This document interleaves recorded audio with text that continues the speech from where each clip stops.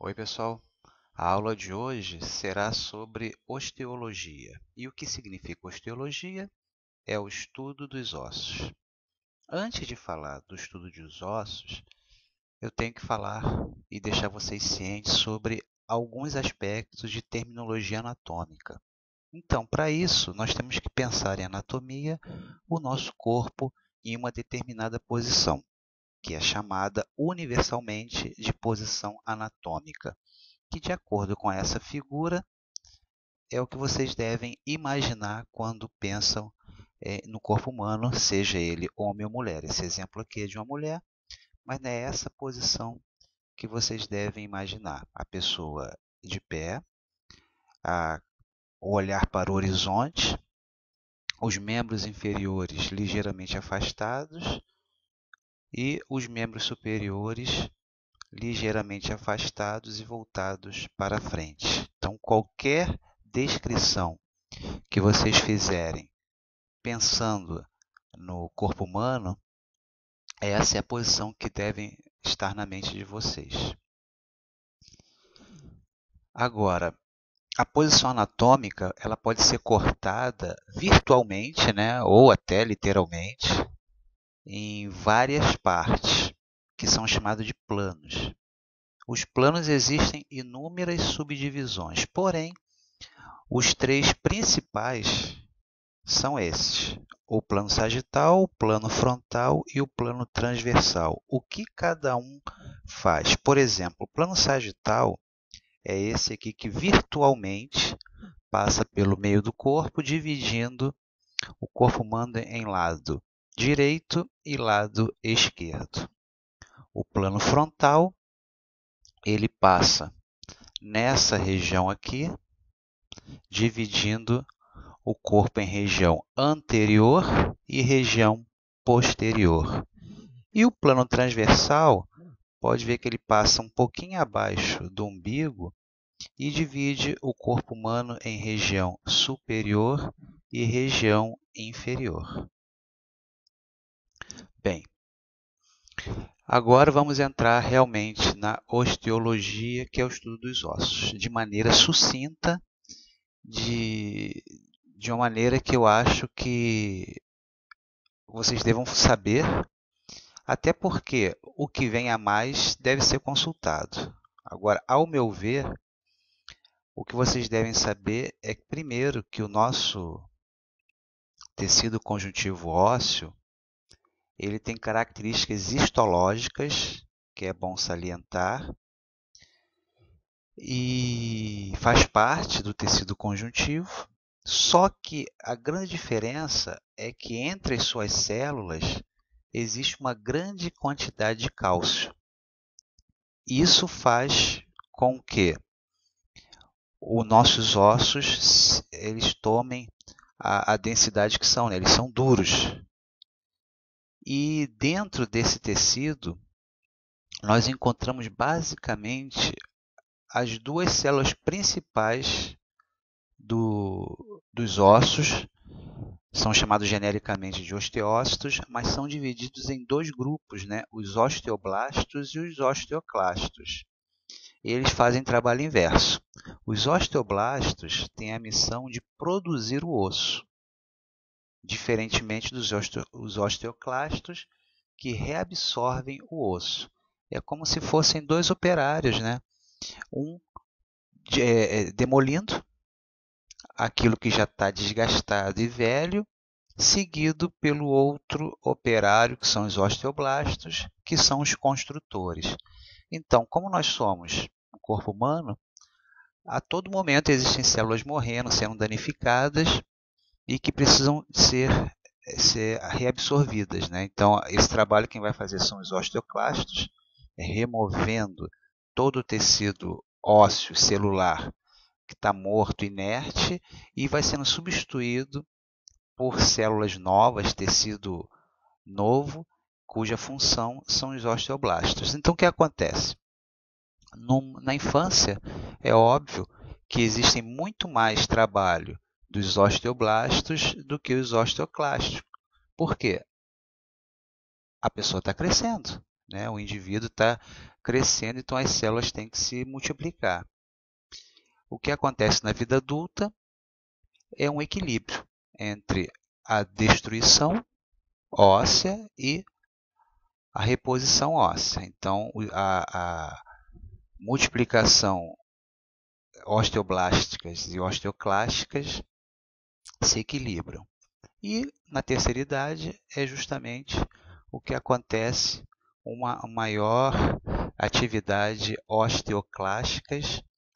Então, por isso é que quando a pessoa vai ficando mais idosa, os ossos vão ficando mais gastos, inclusive com uma tendência à fratura mais fácil, né? Bem, o nosso sistema esquelético, composto de 206 ossos, tem a função, várias funções ele tem, né? Não é só, o pessoal pensa que é sustentação somente, mas não. Função de sustentação, de proteção, movimentação, a produção de sangue. Muita gente não sabe que o nosso sangue ele é feito pelos nossos ossos e também é uma reserva de minerais, principalmente o cálcio. Sustentação é o mais óbvio, né? Nós temos a forma que nós temos devido aos nossos ossos. Se não fosse por eles, seríamos carne disforme, né? Como uma minhoca, por exemplo. Então, os nossos ossos nos sustentam. E proteção também. Então, nós temos órgãos nobres no nosso corpo, aonde são protegidos pelos ossos. Exemplo, o nosso cérebro ele é protegido pela caixa craniana, nosso coração pela caixa torácica e assim vai. Em termos de movimentação, o sistema esquelético ele age juntamente com o sistema muscular, formando nosso sistema locomotor, formando nossas articulações. Então, a nossa movimentação, todos os movimentos que nós fazemos, só é possível graças aos nossos ossos. Produção de sangue, a gente vai falar um pouquinho disso mais na frente, mas dentro do osso existe uma fábrica, né, chamada hematopoética, onde o nosso sangue é produzido ali. E reserva de minerais, principalmente cálcio. Então, como existe uma grande quantidade de cálcio, se porventura o nosso corpo necessita de algum outro tecido cálcio, porque o cálcio não é só para os ossos, o corpo precisa de cálcio para outros metabolismos, né? Então, ele é retirado, quando necessário, do sistema esquelético. E como é que o nosso esqueleto ele é dividido? Primeiro, podemos ter uma divisão chamada axial e apendicular. A axial, cabeça, pescoço e tronco, e a apendicular são os membros superiores e inferiores. Basicamente, eu costumo dizer para reforçar essa memorização que o apendicular é o que tem movimento de pêndulo. Então, membros superiores e inferiores realizam movimento de pêndulo, então são chamados de divisão apendicular do esqueleto. E o axial lembra eixo, que é a cabeça, o pescoço e o tronco. A nossa cintura tem uma terminologia que cientificamente chamada de cíngulo, né, mas também muito usada a cintura, que nada mais é que a união da divisão apendicular com a axial. Então, por exemplo, a união do esqueleto axial com o apendicular no membro superior é chamado cíngulo superior ou simplesmente de cintura escapular. Aqui, o osso do braço se conectando a um osso do tronco. E temos aqui o cíngulo inferior ou cintura pélvica, que é a união também do osso do tronco com o osso do membro inferior, né, da coxa. Então, essa união é chamada de cíngulo inferior ou, como é mais usualmente falado, cintura pélvica. Agora vamos classificar os ossos quanto à sua forma. Então podemos ter chamados ossos curtos, que são os ossos do carpo, mão, tá? Isso aqui é um exemplo de osso curto. Então na nossa mão nós temos esses 8 ossículos aqui, que são chamados de ossos curtos.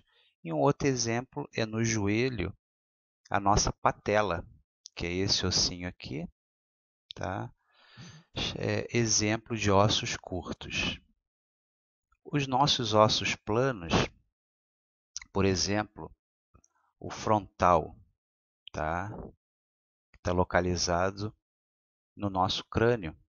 Ele é um osso plano, tá? Lembre-se de plano é um osso fino. E os ossos irregulares são aqueles que não têm um formato definido, cujo exemplo clássico são as nossas vértebras. E os ossos longos, como o nome está dizendo, são ossos compridos, né? Eu botei esse exemplo aqui do húmero, que é um exemplo de osso longo. Agora, o osso longo ele tem algumas características importantes. Primeiro, as partes que compõem essa região central dele aqui, ó, vai daqui até essa região aqui, é chamada de diáfise, que é a parte central de um osso longo. E as extremidades aqui, ó, são chamadas de epífises, justamente extremidades. Agora, o que tem nessas regiões, né? Diáfise e epífise? Então, vamos pensar aqui na epífise. O que a epífise tem? Então, por fora, nessa extremidade, você encontra a cartilagem articular. Então, essa ponta dele, essa extremidade e essa também, né, é revestida por cartilagem articular. E aqui dentro nós temos somente o osso chamado de osso compacto, né, que inclusive deixa essa estrutura mais resistente nas extremidades e mais flexível no centro do osso.